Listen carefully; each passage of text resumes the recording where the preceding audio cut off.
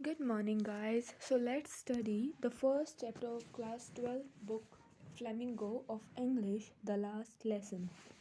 मैं पहले तुम्हें ये बता देती हूँ कि यार जिसने भी पूरा साल कुछ भी नहीं पढ़ा है ना, कि पूरा एक साल चला गया तुम्हारा घर बैठे बैठे, अब तुम्हारे पास सिर्फ 4 महीने में, सिर्फ ये बोल रही हूँ, ज़्यादा नहीं, अगर तुम रोज़ का भी एक चैप्टर पढ़ रहे हो, एक का भी अगर आधा चैप्टर भी पढ़ रहे हो ना किसी भी सब्जेक्ट का, I am not talking about only English, whichever the subject you are having, उसका भी अगर आप रोज़ एक चैप्टर आधा चैप्टर पढ़ रहे हो तो आपके पास अभी भी 4 महीने हैं अच्छे से अपनी प्रेपरेशंस करने के लिए, क्योंकि पेपर आपके मई 4 से है, यानी 5वें महीने में आपके पास लंबा टाइम। अब भी पढ़ लोगे तो मतलब काफ़ी तुम्हारा भला हो जाएगा, तुम पढ़ लो। सो इधर उधर की बातें ज़्यादा नहीं करते हैं, अब सीधा अपने लेसन पे आते हैं जिसका नाम है द लास्ट लेसन, और हमारे राइटर है अल्फोंसे डॉडेट। अब राइटर को हम ऑथर भी बोलते हैं। अब इस स्टोरी में ना हमसे डायरेक्ट एक क्वेश्चन पूछा जाता है, मतलब कई बारी जनरल नॉलेज के लिए भी होना चाहिए, और बच्चे इसमें कंफ्यूज भी हो जाते हैं कि who is the narrator and the author. Author वो होता है, यानी ऑथर का मतलब क्या होता है, राइटर, यानी जिसने ये जो चैप्टर है वो हमारे सामने लिखा है। और जो राइटर है, ठीक है, राइटर को ऑथर भी बोलते हैं हम लोग, और नरेटर जो है वो होता है जो हमें कहानी सुनाता है। ठीक है, तो यहाँ पे ऑथर कौन है, अल्फोंसे डॉडेट, और नरेटर कौन है, फ्रेंड्स, जो यहाँ पर एक लड़का है, फ्रेंड्स एक यंग बॉय है जो अपना जैसे स्टोरी बता रहा है कि उसके साथ क्या क्या हुआ था। Now let's study something about our author. हमारे जो ऑथर है वो अल्फोंसे डॉडेट है। इनका बर्थ 1840 ईयर में हुआ था, जो ईयर था 1840 का उसमें इनका बर्थ हुआ था। 1897 में जो है वो इनकी डेथ हो गई थी। ये एक फ्रेंच नॉवलिस्ट और एक शॉर्ट स्टोरी राइटर रहे हैं, और एक फ्रेंच नॉवलिस्ट और एक शॉर्ट स्टोरी राइटर से पहले इनका जो ऑक्यूपेशन था वो था एक स्कूल टीचर का, मतलब पहले स्कूल टीचर थे, उसके बाद में ये एक फ्रेंच नॉवलिस्ट और शॉर्ट स्टोरी राइटर बने थे। ये जो चैप्टर है ये लिखा गया है बैकग्राउंड में, डायरेक्ट 2 नंबर का क्वेश्चन बनता है यहाँ से। The last lesson is set in which background, और in which background the last lesson was written. तो लास्ट लेसन का बैकग्राउंड क्या है, मतलब यहाँ पे क्वेश्चन क्यों बनता है यार, क्योंकि हमें दे रखा है कि जो लास्ट लेसन है वो उन दिनों लिखा गया था जब फ्रांस और पर्शिया की वॉर चल रही थी, और ये वॉर जो है वो 1 साल तक चली थी, 1870 से 1871 तक, जिसमें पर्शिया की जो आर्मी थी उसका लीडर कौन था, बिस्मार्क ने उसकी आर्मी को लीड करा था, और उसने फ्रांस को डिफीट कर दिया था, जिसमें फ्रांस की जो 2 डिस्ट्रिक्ट्स है एल्सेस और लॉरेन वो पर्शियन हैंड्स में चली गई थी। पर्शियन हैंड्स का मतलब है पर्शिया ने उन पे अपना इन्वेजन कर दिया था, और एक ऑर्डर निकाला था बर्लिन से। बर्लिन क्या है, पर्शिया की कैपिटल थी उस टाइम पे भी, और आज जर्मनी की कैपिटल है। तो बर्लिन से एक ऑर्डर आया था कि अब जो ये 2 डिस्ट्रिक्ट्स हैं ना फ्रांस की, कौन कौन सी, एल्सेस और लॉरेन, इनमें सिर्फ और सिर्फ जो है जर्मनी पढ़ाई जाएगी, कोई फ्रेंच लेसन यहाँ पे नहीं दिया जाएगा। ठीक है, जो पर्शिया है वो प्रेजेंट डे जर्मनी, पोलैंड और ऑस्ट्रिया के कुछ पार्ट्स को कंटेन करता है। तो चलो अब अपनी बिना टाइम वेस्ट करे अब अपना चैप्टर पढ़ते हैं। I started for school very let that morning and was in a great dread of scolding. अब आई यहाँ पर कौन है गाइज, आई कौन है यहाँ पर, वो लिटिल जो बॉय है ना, यंग बॉय, फ्रेंड्स, यहाँ पे कौन है, जो आई है उसे कौन रेफर कर रहा है, फ्रेंड्स रेफर कर रहा है। ठीक है, started for school very late at morning. अब यहाँ पे वो क्या कहना चाहता है कि उसने जो है, यानी जो फ्रेंड्स है वो बता रहा है कि उसने उस दिन स्कूल को बहुत ज़्यादा लेट स्टार्ट करा था, और वो बहुत ही ज़्यादा डरा हुआ था कि उसे बहुत ज़्यादा डांट पड़ेगी, बहुत बुरे वाली डांट पड़ेगी, स्पेशली बिकॉज अब एम हैमल कौन है यहाँ पे, उसकी जो फ्रेंच लैंग्वेज जो है उसके टीचर है। मतलब यहाँ पे जो है फ्रेंड्स क्या बताते हैं, मैंने उस दिन स्कूल बहुत लेट स्टार्ट करा था, मतलब वो अपने स्कूल के लिए लेट हो चुका था। And was in a great dread of scolding, scolding का मतलब डांटना फटकारना, ग्रेट ड्रेड का मतलब यहाँ पे क्या है कि वो बहुत ज़्यादा डरा हुआ था कि उसे बहुत बुरे वाली आज डांट पड़ने वाली है, स्पेशली बिकॉज, और उसे डांट तो पड़ने ही वाली है, और स्पेशली इस वजह से वो बहुत ज़्यादा डरा हुआ था कि एम हैमल कौन है यहाँ पे, इसका सीधा सीधा करेक्टर स्केच भी पूछ लिया जाता है लॉन्ग क्वेश्चंस में कि write the character sketch of M Hamel. M Hamel कौन है यहाँ पे, फ्रेंच लैंग्वेज के टीचर हैं जो फ्रेंड्स को लैंग्वेज टीच करते, जो उसके स्कूल में फ्रेंच लैंग्वेज पढ़ाते हैं, यहाँ पे वो उसके टीचर हैं, had said that he would question us on participles. उसने हमें क्या बोला था कि वो हमसे क्वेश्चंस पूछेगा पार्टिसिपल्स के रूल पे। अब कोई भी अगर आप लैंग्वेज सीख रहे हो, आप हिंदी लैंग्वेज सीख रहे हो या इंग्लिश लैंग्वेज सीख रहे हो, तो आपको छोटे क्लासेस में रूल्स करवाए जाते हैं ग्रामर मतलब सिखाते टाइम कि कैसे सेंटेंसेस को फ्रेम करना है। तो टीचर आपसे ऑब्वियस सी बात है यार, अगर वो कुछ सिखा रहे हो तो टेस्ट तो लेगी। तो टीचर कई बार क्या बोलती है क्लास में कि ये रूल्स याद करके आना, मैं तुमसे इन रूल्स पे क्वेश्चंस पूछूंगी। तो सेम जो था फ्रेंड्स के साथ हुआ कि उस कैम हैमल ने उन्हें कुछ सिखाया था पार्टिसिपल्स में कैसे फ्रेम करते हैं सेंटेंसेस वगैरह को। तो उसने बोला कि ठीक है, मैं तुम्हें पार्टिसिपल्स के रूल के ऊपर क्या करूँगा, क्वेश्चंस करूँगा, तुम लोग सब लोग रिवाइज करके आना। And I did not know the first word about them. मतलब और यहाँ पर जो फ्रेंच है वो ये फ्रेंड्स जो है वो ये बोलता है कि और उसे तो एक अक्षर भी नहीं पता था इन पार्टिसिपल्स का, तो वो कैसे स्कूल अटेंड कर सकता था। ठीक है, अब तो उसे बहुत बुरे वाले डांट पड़ने वाली थी। पहले ही वो स्कूल के लिए लेट था, ऊपर से उसे पार्टिसिपल्स का एक अक्खा नहीं आता था, एक अक्षर नहीं आता था। अब तो बेटा वो गया। ठीक है, for a moment I thought running away spending the day out of doors. एक पल के लिए मैंने सोचा कि मैं चलो बाहर रह जाता हूँ, मतलब आज स्कूल से बंक कर लेता हूँ और सारा दिन बाहर बिताता हूँ, मैं आज स्कूल में जाता ही नहीं हूँ। अब यहाँ पे 2 नंबर का क्वेश्चन आ जाता है।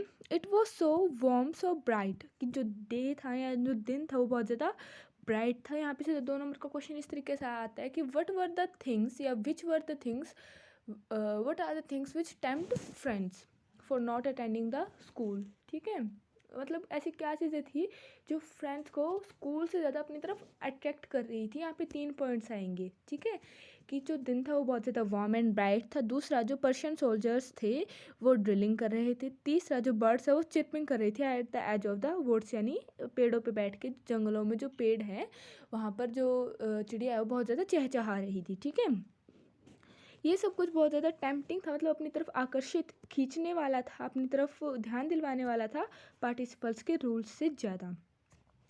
But I had the strength to resist and hurried off to school. But मेरे पास स्ट्रेंथ थी कि मैं रेजिस्ट करूँ, मतलब मैं रुक सकूँ। मैंने अपने सारे स्ट्रेंथ को क्या करा, मेरे अंदर इतनी स्ट्रेंथ थी, इतनी पावर थी, मैंने अपनी सारे स्ट्रेंथ को इकट्ठा करा और मैं रुका। किस लिए रुका, कि मैं ना एक काम करता हूँ, मेरा मन तो कर रहा था जाने का, पर नहीं, मैंने अपने सारे स्ट्रेंथ को गैदर करा, रुका कि नहीं, मुझे बंक नहीं मारना, मुझे स्कूल में ही जाना है।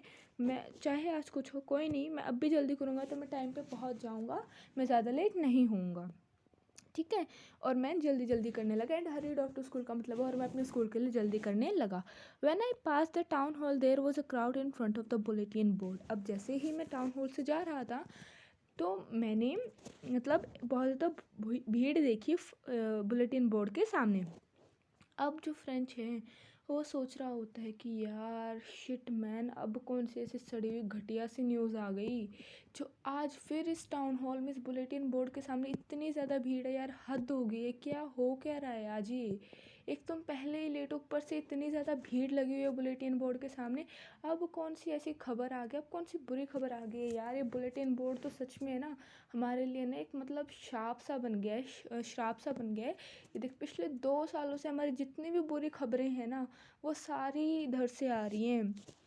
कि और वो बुरी खबरें कौन सी बुरी खबरें हैं यार, वो कि यार हमने जितने भी बैटल्स खोए, जितनी भी लड़ाइयों में हम हारे हैं। कोई भी ऑर्डर आया है मतलब कमांडिंग ऑफिसर्स का कोई भी ड्राफ्ट आया है, और अब मैं बिना रुके अपने आप से सोच रहा था कि यार अब क्या मैटर है, कि अब क्या हो गया यार ऐसा जो अब फिर ये बुलेटिन बोर्ड के सामने इतनी ज़्यादा भीड़ है। अब कौन सी बुरी खबर आ गई, पिछले 2 सालों से तो ऐसी ऐसी खबरें आ रही है ना। तो यहाँ तक what can be the matter now तक सिर्फ वो यही बोल रहे, इस पूरे पैराग्राफ में यही है। ठीक है, then as I hurried by as fast as I could go, the blacksmith watcher who was there with his apprentice reading the bulletin called after me. अब मैं जल्दी तो कर ही रहा था और मैं रुका भी नहीं था क्योंकि मैं ऑलरेडी अपने स्कूल के लिए लेट था, तो मेरे पास इतना ज़्यादा टाइम ही नहीं था कि मैं वहाँ पे रुकूँ, मैं बुलेटिन बोर्ड पे जो नोटिस आया है उसे पढ़ूँ। तो मैंने क्या करा, वहाँ से बिना रुके अपने आप जल्दी जल्दी करने लगा। तो वहाँ पे एक ब्लैक स्मिथ खड़ा था। ब्लैक स्मिथ क्या होता है, लोहार। ठीक है, ब्लैक स्मिथ कौन होता है, लोहार, जिसका नाम क्या था, वॉचर। वो वहाँ पे अपने अप्रेंटिस के साथ खड़ा था। अप्रेंटिस कौन होता है, सहायक के साथ खड़ा था, जो उसे बुलेटिन बोर्ड पर जो मतलब न्यूज़ थी वो पढ़कर सुना रहा था।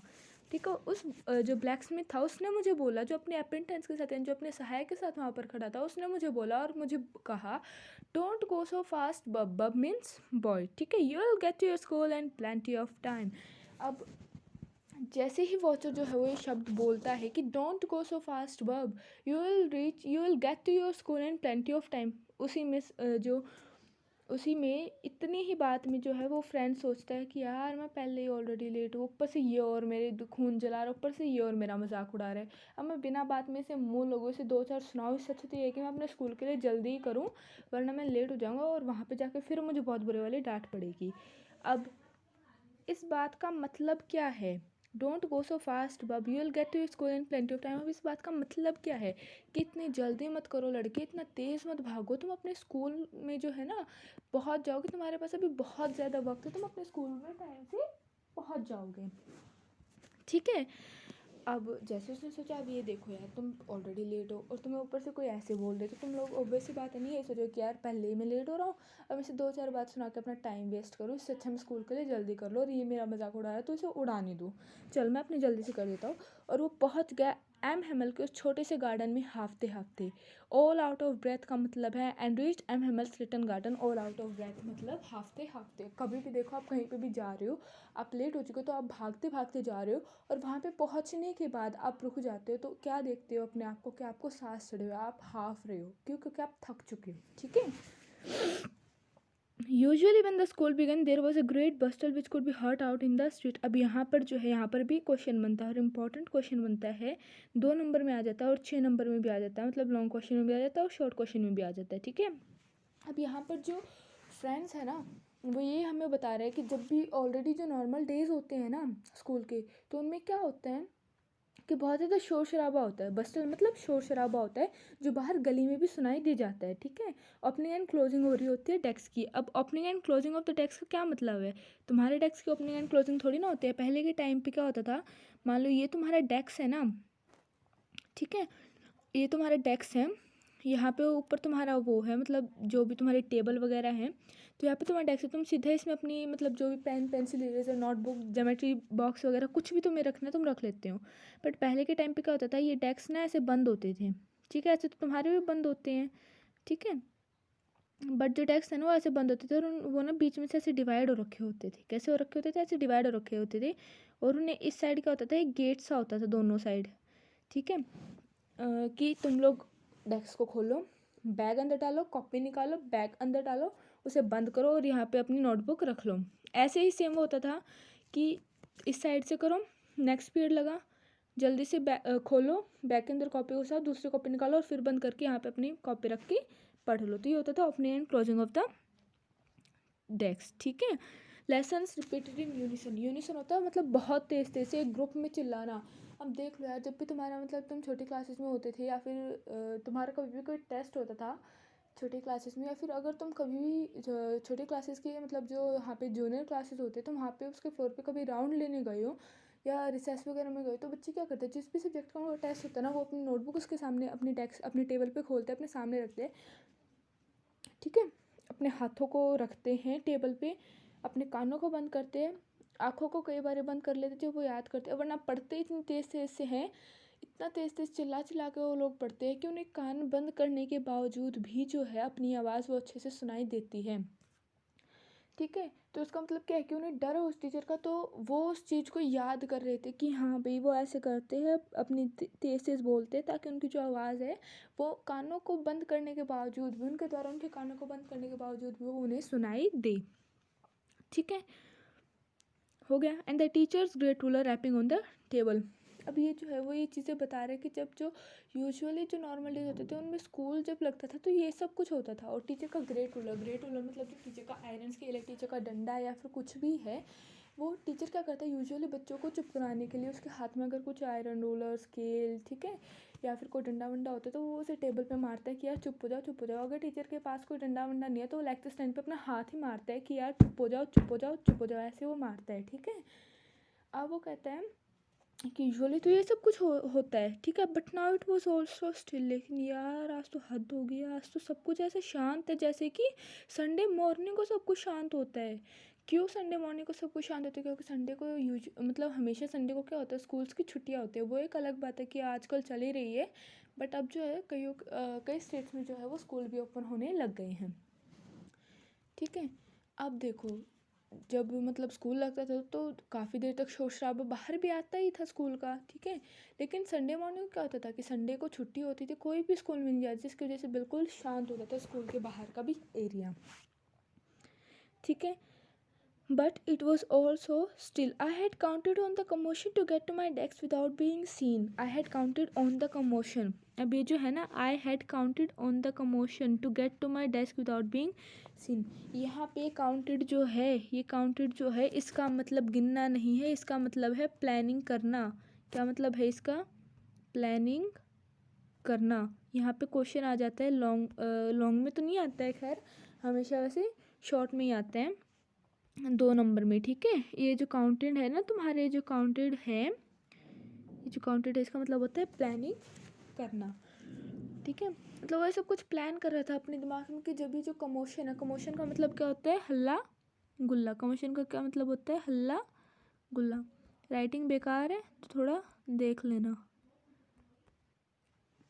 ठीक है, कि यूजुअली जब ये हल्ला गुल्ला हो रहा होता था तो मैं ये प्लान कर रहा था कि जब ये मतलब काउंटर, मतलब मैं ये प्लान कर रहा था कि जब ये सब कुछ हल्ला गुल्ला चल रहा होगा ना, तो मैं अपने डेस्क पर आराम से पहुंच जाऊंगा बिना किसी की नज़रों में आए। मतलब ना तो आई एम मुझे देखेगा, ना वो मुझे डांटेगा, और मैं आराम से चुपचाप जाकर अपनी सीट पर बैठ जाऊंगा। लेकिन आज तो सब कुछ शांत था, इस तरीके से शांत था जैसे कि संडे मॉर्निंग को सब कुछ शांत होता है। मैंने विंडो से झाँक के देखा कि मेरे जो सभी क्लासमेट्स हैं वो पहले ही अपनी प्लेसेस पे, यानी अपनी जगहों पे जाके बैठे हुए हैं, और एम हैमल जो है वो अपना आयरन स्केल अपनी आर्म के नीचे रख के इधर उधर आगे पीछे घूम रहा है। ठीक है, और अब तो यार, अब तो मेरी वाट लगनी ही लगनी है यार। अब हद है यार, हर कोई अपनी जगह पे, कोई शोर नहीं हो रहा, सब कुछ इतने बुरे तरीके से शांत है कि पिन ड्रॉप साइलेंस हो रखा है क्लास में। और ये जो एम है मतलब वो भी आगे पीछे ऐसे घूम रहा है। तो अब तो बेटा मैं फंसा। मैं जो सोच रहा था ना, प्लानिंग कर रहा था कि हाँ भाई मैं बिना किसी की नज़रों में आए क्लास के अंदर घुस जाऊँगा और अपनी सीट पे जाके बैठ जाऊँगा, वो तो बेटा गई पानी में। अब तो मैं गया, अब तो टीचर से मुझे डांट भी पड़ेगी, और अब मुझे क्लास का दरवाज़ा खोल के हर किसी के सामने ही अंदर एंटर करना पड़ेगा। और यार मैं बहुत ज़्यादा डरा हूँ कि मेरे साथ क्या हो रहा होगा। मेरी जो हार्ट बीट है वो भी बहुत फास्ट हो गई थी, और तुम लोग सोच सकते हो कि यार मैं कितना ज़्यादा डरा हुआ था, और मैं कितना ज़्यादा ब्लश कर रहा था। ब्लश का यहाँ पे मतलब नहीं है कि खुशी से ग्लो करना नहीं है, ब्लश का मतलब कि मैं डर से मेरा चेहरा पूरा लाल हो गया था, मेरे चेहरे में ऐसा लग रहा था कि मुझे आग लगी हुई है, और मैं बहुत ज़्यादा गर्म हो गया था डर के कारण से। ठीक है, तो यहाँ पर ये जो तुम्हारा पैराग्राफ है ना, and how frightened I was, इस पूरे पैराग्राफ में यही बता रखा है। ठीक है, but nothing happened, M Hamel saw me and said very kindly. अब यहाँ पर जो है ना, but nothing happened and M Hamel said very kindly, ये जो है ना, ये एक तरह से ये लगा लो कि एक चेंज है एम हैमल के नेचर में, change in M Hamel's nature. ठीक है, अब ये क्या, but nothing happened M Hamel saw me and said very kindly. अब ये जो वेरी काइंडली है ना, यूजुअली क्या है, जो एम हैमल का कैरेक्टर स्केच है ना, वो बहुत ज़्यादा गुस्से वाला है, खड़ूस है, किसी की बात को सुनता नहीं है, बहुत ज़्यादा जल्दी गुस्सा होकर बच्चों को पनिशमेंट दे देता है।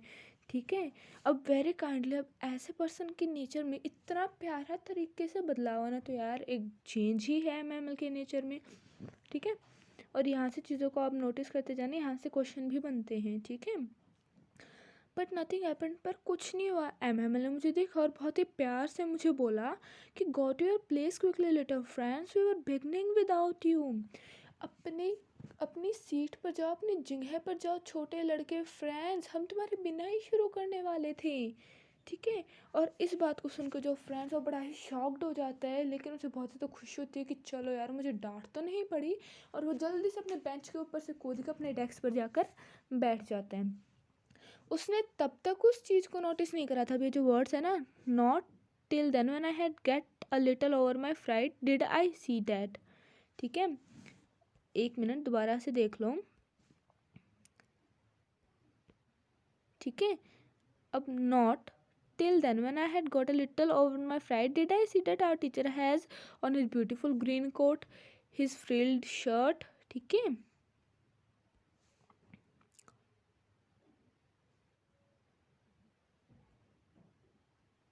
मतलब नॉट टिल देन, ये जो नॉट टिल देन है ना, इसका मतलब क्या है?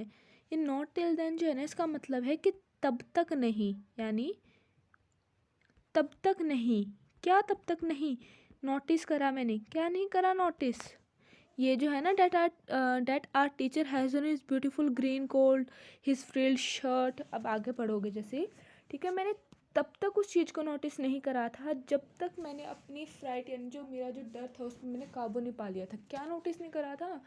मैंने तब तक अपने टीचर की ड्रेसिंग सेंस को तब तक नोटिस नहीं करा था जब तक मैंने अपने डर पर काबू नहीं पा लिया था कि क्या, कि मेरे टीचर ने ब्यूटीफुल ग्रीन कोट डाल रखा, उसकी फ्रिल शर्ट डाल रखी है और लिटिल ब्लैक सिल्क कैप डाल रखी है। अब ये जो चीज़ है ना, ये गाइस यहाँ पर इम्पोर्टेंट है। क्यों इम्पोर्टेंट है? क्योंकि यहाँ पर क्वेश्चन बनता है। क्या क्वेश्चन बनता है? What are the things which surprised friends. ठीक है, क्या क्वेश्चन बनता है? What are the things which surprised friends. ठीक है, ऐसे कौन कौन सी चीज़ें थी जिसको देखकर फ्रेंड्स जो था वो शॉक में था? वो कौन कौन सी ऐसी चीज़ें थी? That his teacher wore his beautiful green coat, his frill shirt and the little black silk cap. ठीक है, सॉरी, ठीक है। All embroidery that he never wore except on inspection prize days. और यार ये ड्रेस थी, ये बात मुझे शौक बहुत ज़्यादा कर रही थी, बहुत ज़्यादा आँखों में चुभ रही थी मेरी कि मेरे टीचर ने ये वाली ड्रेस को डाल रखी है, जैसे वो कभी जो है वो प्राइस डेज या फिर इंस्पेक्शन डेज के अलावा पहनता ही नहीं था। इसके साथ साथ जो पूरा स्कूल वो बहुत ज़्यादा सोलेमन और स्ट्रेंज लग रहा था। सोलेमन का क्या मतलब होता है गाइस? सोलेमन का मतलब है सीरियस। सोलेमन मीन्स सीरियस, ठीक है। उनका क्या मतलब होता है? सीरियस। की जो पूरा स्कूल है वो बहुत ज़्यादा सीरियस दिख रहा था, बहुत ज़्यादा अजीब सा दिख रहा था। लेकिन जो सबसे जो अलग सी चीज़ थी उसने मुझे सरप्राइज़ करा था, वो ये थी कि जो लास्ट बेंचेस थे जो हमेशा खाली रहते थे, जिन पे कभी कोई नहीं बैठता था, उन पे आज गाँव के लोग बैठे हैं, उन पे आज विलेजर्स बैठे हैं। और वो भी इतनी शांति से, बिना कोई आवाज़ करे, जैसे कि हम सब स्टूडेंट्स अपनी क्लास में बैठते हैं।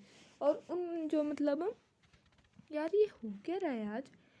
एम हिमल इतने प्यारे तरीके से मुझसे, इतने जेंटली टोन में, इतने काइंड टोन में मुझसे बात करी। पूरा स्कूल जो है वो बहुत ही ज़्यादा स्ट्रेंज लग रहा है, बहुत ज़्यादा सीरियस लग रहा है। मेरे जो क्लासमेट्स वो पहले ही अपनी सीट्स पे बैठे हुए थे, ठीक है।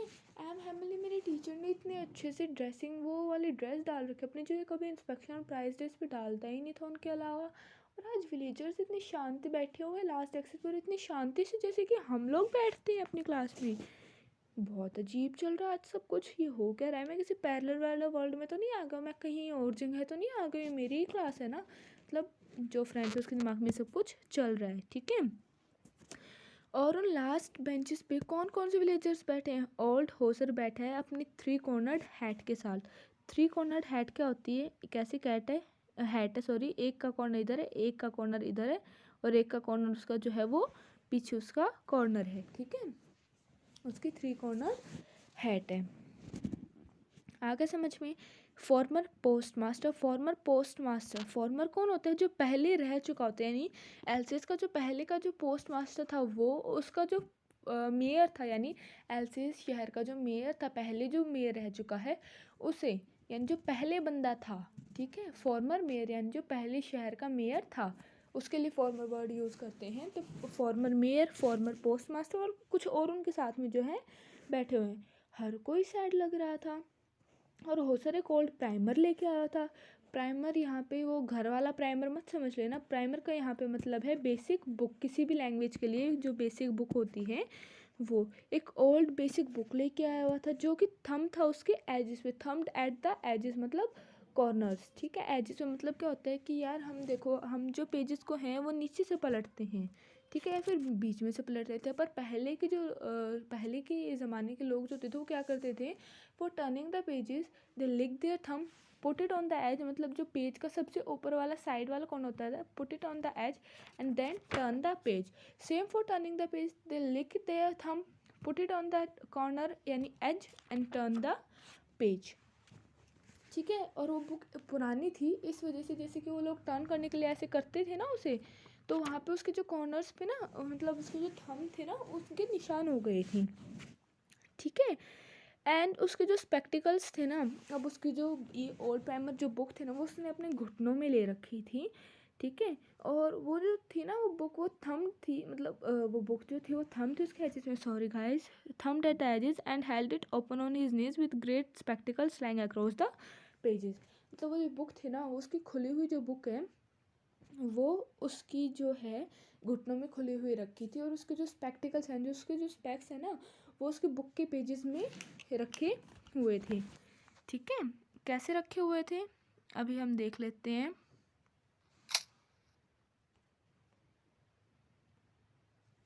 वो उसकी मतलब ऐसे रखे हुए थे. ठीक है गाइस. अब While I was wondering about it all, जब मैं सब कुछ सोच ही रहा था, M Hamel mounted his chair. Mounted मतलब turned. Mounted का मतलब क्या होता है गाइस,